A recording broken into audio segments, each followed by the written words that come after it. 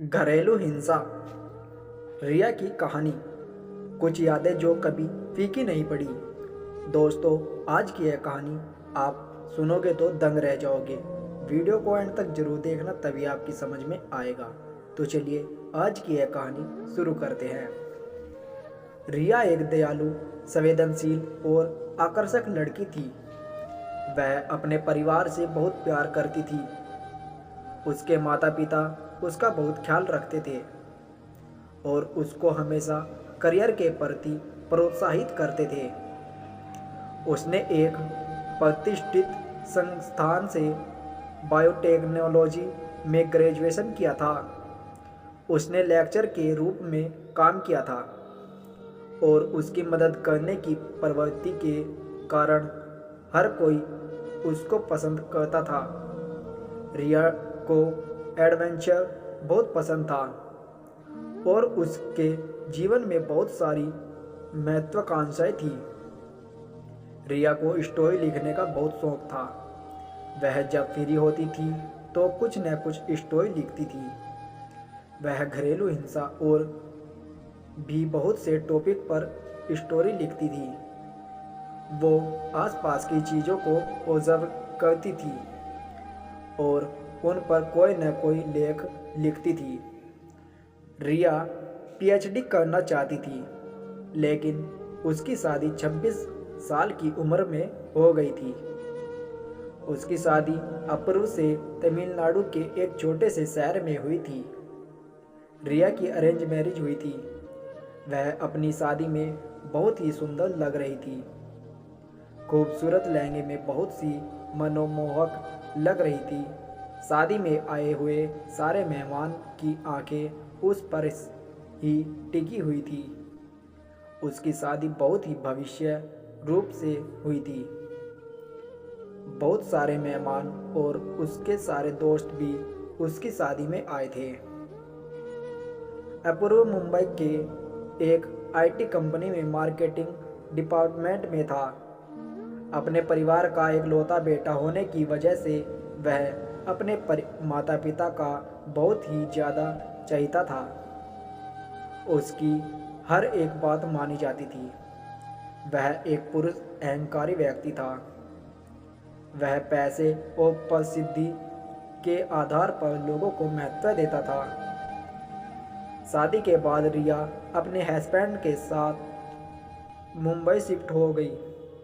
शुरुआत में सब कुछ ठीक चल रहा था और उसको मुंबई में अच्छा लगने लगा था।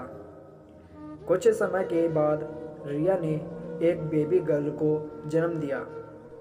रिया की परिवार वाले बहुत खुश थे, पर उसके ससुराल वाले ज़्यादा खुश नहीं थे, क्योंकि वह चाहते थे कि उनके बहू और बेटा का लड़का हो। दिन बीतते गए और अपूर्व के माता पिता रिया को शारीरिक और मानसिक दोनों तरह से प्रताड़ित करने लगे। उन्होंने उसके साथ मारपीट और दुर्व्यवहार किया। रिया ने अपनी बेटी के लिए सब कुछ सहन किया, क्योंकि वह नहीं चाहती थी कि उसकी बेटी अपने डैड से अलग हो। अपूर्व की माँ रिया से कहती है कि वह उसके बेटे के लिए सक्षम नहीं है। यह बात सुनकर रिया को बहुत आघात पहुंचा और वह बहुत रोई। अब अपूर्व अपने जीवन में हमेशा अपने काम के साथ व्यस्त रहता था और रात में फुटबॉल मैच देखता था। यहाँ तक कि वह रिया पर जरा भी ध्यान नहीं देता था। उस बड़े से घर में रिया अपने पास अपने आप को अकेला महसूस करने लगी थी। परेशान होकर रिया ने अपूर्व से बात की, उसको अपनी परेशानी बताई, लेकिन अपूर्व ने उससे एडजस्ट करने को कहा। वह अपनी बच्ची के साथ उसके पिता के घर चली गई। उसके घर पहुंचते ही उसको परेशान देखकर उसके माता पिता ने उससे परेशान होने की वजह पूछी। रिया ने रोते हुए सारी बात की। वह घरेलू हिंसा की शिकार हुई है। सारी बात सुनकर उसके माता पिता हैरान रह गए। कि उसकी बेटी के साथ दुर्व्यवहार, उन्होंने उसके ससुराल वालों की बात की। रिया के ससुराल वालों ने साफ साफ इनकार कर दिया कि उसके साथ किसी भी तरह का दुर्व्यवहार नहीं हुआ है।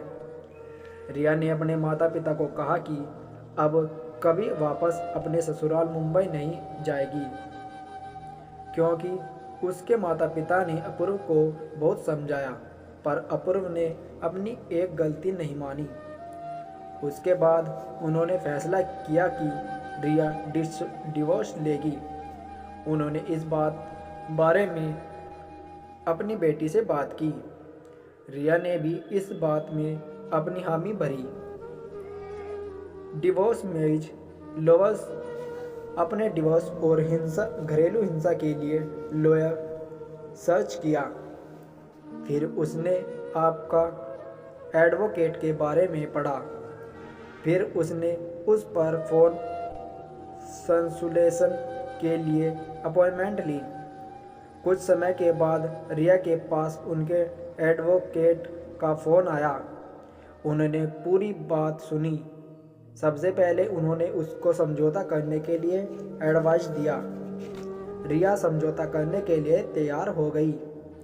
उसके बाद उनके एडवोकेट ने दोनों पक्षों की बात सुनी और नोटिस की वार्निंग देकर समझौता कराया। रिया ससुराल वापस गई। उसके ससुराल वालों ने उसे बोलना बंद कर दिया था। कोई उससे बात नहीं करता था। कुछ दिन तो रिया ने यह सब बर्दाश्त किया, पर जब ये बात उसकी बर्दाश्त से बाहर हो गई, तब उसने आपका एडवोकेट पर फिर से फ़ोन सॉल्यूशन किया और उनके लॉयर ने उसको डिवोर्स का सही तरीका बताया। डिवोर्स मिलने के बाद उसने अपने ससुराल वालों को सबक सिखाने के लिए घर पर घरेलू हिंसा का केस भी किया। अब वह अपनी बेटी के साथ माता पिता के घर रहती है। उसके माता पिता उसे हमेशा लेखक बनने के लिए भी समर्थन और प्रोत्साहित करते हैं और वह आखिरकार एक लेखक बन गई। वह अपनी बच्ची की सभी ज़रूरतों को पूरा करने के लिए कड़ी मेहनत कर रही है। जब वह मुंबई में अकेली थी तो वह बहुत प्रार्थना करती थी और उसे विश्वास था कि एक दिन जरूर वह इस सब चीज़ों से दूर हो जाएगी। वह अपनी बेटी को अच्छे नैतिक मूल्यों और शिष्टाचार के साथ एक अच्छा जीवन देना चाहती है। रिया अपनी बेटी के सहारे ज़िंदगी जी रही है और उसे उम्मीद है कि भविष्य में उसकी बेटी उसकी देखभाल करेगी। तो दोस्तों, आज की कहानी आपको कैसी लगी हमें कमेंट करके अपनी राय ज़रूर दें और प्लीज़ अगर आप हमारे चैनल पर नए हैं तो प्लीज़ हमारे चैनल को सब्सक्राइब कर दीजिए और बेल आइकन को भी दबा दीजिए। तो चलिए मिलते हैं आपको किसी नेक्स्ट वीडियो में। तब तक के लिए धन्यवाद।